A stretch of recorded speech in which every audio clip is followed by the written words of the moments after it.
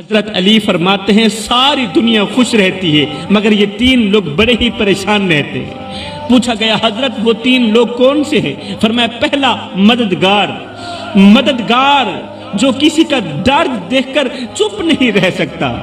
اپنے منہ سے نوالے نکال کر دوسروں کے منہ میں ڈالتا ہے، اپنی رگوں سے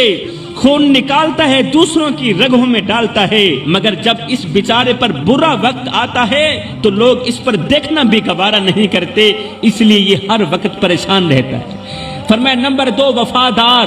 وفادار بیچارہ بھی ہر وقت پریشان رہتا ہے، وہ جو ایک بار کسی کو اپنا کہہ دے پھر ساری دنیا چھوڑ دیتا ہے مگر اسے نہیں چھوڑتا،